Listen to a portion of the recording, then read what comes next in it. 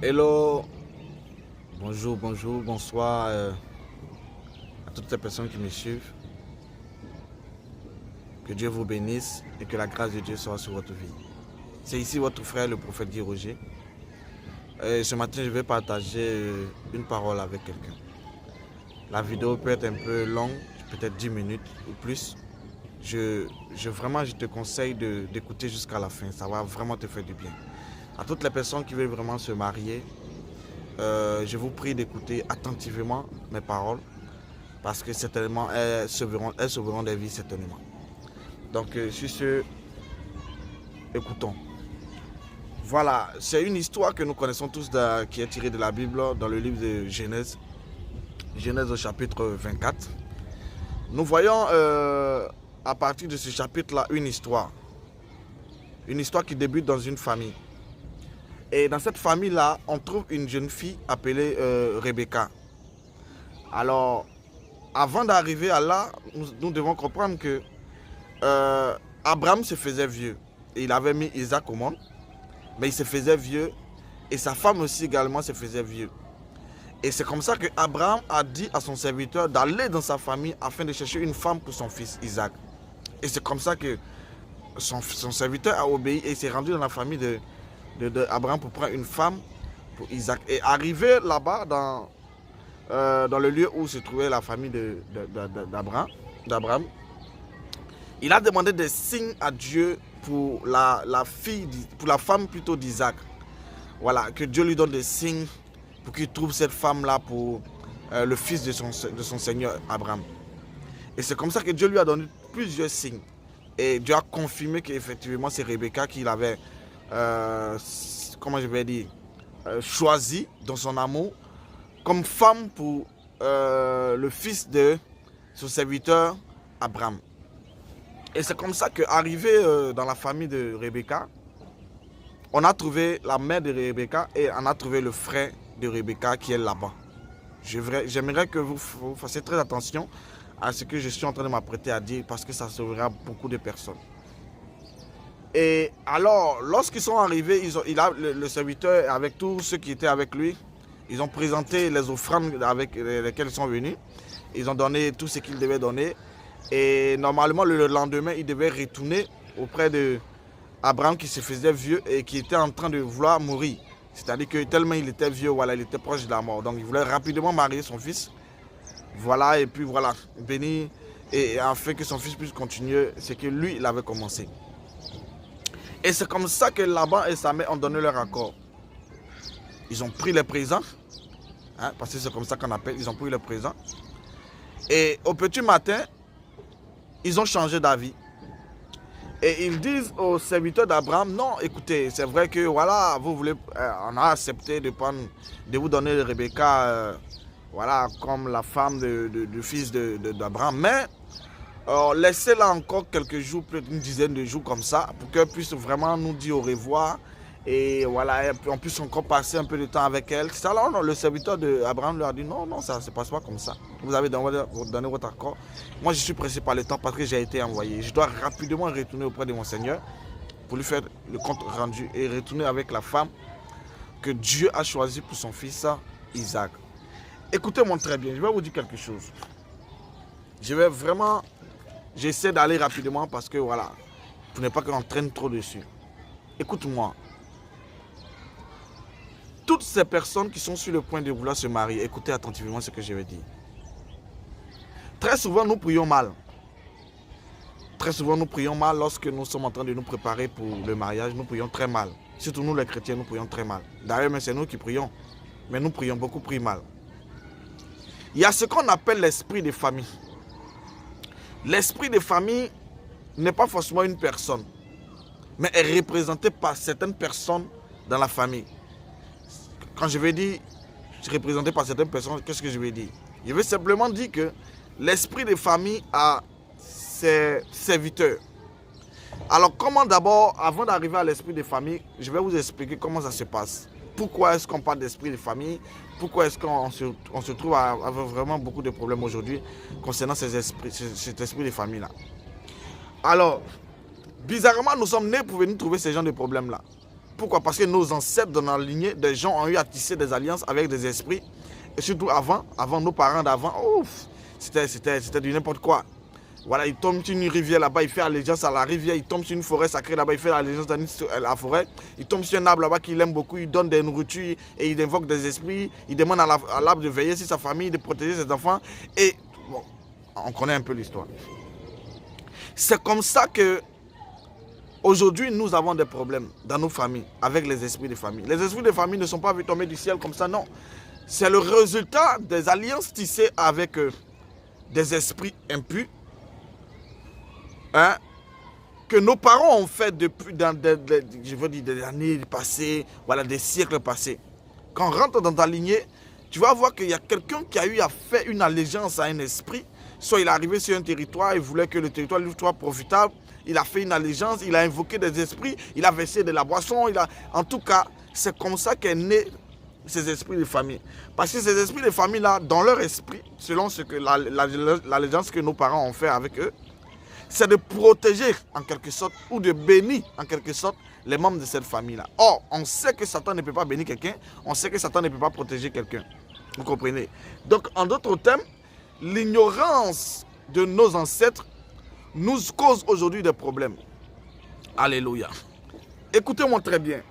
Et lorsqu'une personne a une grande destinée dans la famille, l'esprit de famille-là va s'arranger pour saboter la vie de cette personne, afin que cette personne-là fasse aussi allégeance à l'esprit de famille, comme ses ancêtres ont eu à faire. Et si par malheur, je dis bien par malheur, parce que voilà, j'utilise ce mot, tu n'appartiens pas, hein, tu appartiens à Jésus, c'est-à-dire que tu as donné ta vie à Jésus, cet esprit de famille-là va te mener la vie de Dieu, va te combattre, hein, va s'opposer à toi, parce que cet esprit-là est jaloux. Jaloux pourquoi? Pas jaloux de ta vie, mais jaloux du fait que ce soit Dieu qui puisse t'élever et non lui. Automatiquement, il y a une guerre qui va se déclencher, il y a un acharnement qui va tomber sur ta tête et cet esprit va commencer à s'opposer à toi. Tout ce qui est bonheur, tout ce qui est glorieux, tout ce qui est profitable à ta vie sera sauvagement combattu. C'est comme ça que d'autres se retrouvent en train de rater les saisons de mariage, hein? D'autres se retrouvent en train de rater des voyages, d'autres se retrouvent en train de rater des opportunités d'affaires, d'autres se retrouvent en train de rater même des diplômes. Est-ce que vous comprenez ça? Cet esprit-là va commencer à te combattre jusqu'à ce que tu jettes un poulet dans une rivière ou bien tu fasses allégeance à un esprit dans une forêt. Et c'est comme ça que tu auras, comment je vais dire, un soi-disant, une soi-disant élévation, mais qui n'est pas une élévation parce que c'est suivi de maladies, c'est suivi de beaucoup de problèmes et c'est suivi de vraiment de beaucoup de possessions démoniaques. Écoutez-moi très bien. Lorsque tu es en train de préparer ton mariage, même s'il y a la sorcellerie dans ta famille, ce n'est pas la sorcellerie d'abord que tu dois t'attaquer. Parce que la sorcellerie tue son pouvoir sur l'autel de famille. Des alliances qui ont été faites. Hein? La sorcellerie, elle est représentant de l'esprit de famille. Parce que l'esprit de famille, c'est un esprit. Il faut qu'il trouve quelqu'un de physique pour qu'il puisse l'utiliser pour accomplir ses sales besoins. Donc, on peut trouver le sorcier, on peut trouver un homme qui aime adorer les rivières, on peut trouver une tante qui aime adorer les comiens, on peut trouver quelqu'un qui adore Akisi-Kakato. En fait, on peut trouver dans toute famille ce genre de personnes-là. Mais quand tu veux te marier et que tu veux vraiment, tu es chrétien, tu veux te marier, ne t'attaque pas à la sorcière, à ta tante qui est sorcière, ne t'attaque pas à ton frère qui est sorcier. Eux, ils ne sont que des représentants. Attaque-toi à l'esprit de famille. Si tu ne t'attaques pas à l'esprit de famille, voici ce qui va t'arriver. Ces frères, tes propres frères, hein? Tes propres frères, tes propres soeurs, tes propres parents, à l'approche de ton mariage, ils vont commencer à te combattre, mais à un niveau que tu n'as jamais convenu. Et à un niveau que tu ne comprendras jamais. Ce ne sont pas eux qui sont en train de t'attaquer, mais c'est l'esprit de famille qui est en train de passer par eux pour te combattre. Pourquoi? Parce qu'il y a un événement heureux qui est en train de s'approcher à ta porte. Et ça dérange l'esprit de famille parce qu'il ne contrôle pas cet événement heureux qui est en train de t'arriver. Alors qu'est-ce qu'il faut faire? Il faut passer par tous les moyens, par toutes les personnes qui sont dans la famille, je précise, dans la famille, pour te combattre. C'est comme ça que du jour au lendemain, tu vas te retrouver avec ta propre soeur, avec qui tu as grandi, qui t'aime beaucoup. Ta propre soeur est en train de se lever contre toi parce que tu as dit que tu veux te marier, parce que tu as dit que tu veux quitter le pays, parce que tu as dit que tu as une opportunité d'affaires, parce que tu as dit que voilà, tu es en train de partir à quelque part. Ce n'est pas ta soeur qui est en train de te combattre, mais c'est l'esprit de famille qui est en train de passer par ta soeur pour te combattre. Est-ce que tu comprends ça? Est-ce que tu comprends ce que je suis en train de dire? Donc, très souvent, nous les chrétiens, lorsqu'on arrive à ce niveau, on commence à attaquer nos frères, on commence à attaquer nos soeurs, on commence à attaquer nos parents qui sont en train de nous mener la vie de Dieu. Mon frère, ma soeur, écoute-moi, soyons intelligents. Dieu nous a donné son esprit, pas pour venir parler en langue seulement, mais il faut que nous soyons intelligents pour comprendre ces choses. Écoute-moi, tes frères, tes soeurs ne sont pas le problème. C'est l'esprit de famille qui est en train de passer par eux pour te déstabiliser et pour t'amener à une certaine amertume. En fait, tu te retrouvais en train de dire, mais comment mes propres frères se retrouvent en train de me combattre? Comment mes propres sœurs, les sœurs avec qui j'ai grandi, les frères avec qui j'ai grandi se retrouvent en train de me combattre parce que j'ai un événement heureux. Donc, la jalousie de cet esprit va commencer à se manifester même par le canal de tes frères, par le canal de tes sœurs.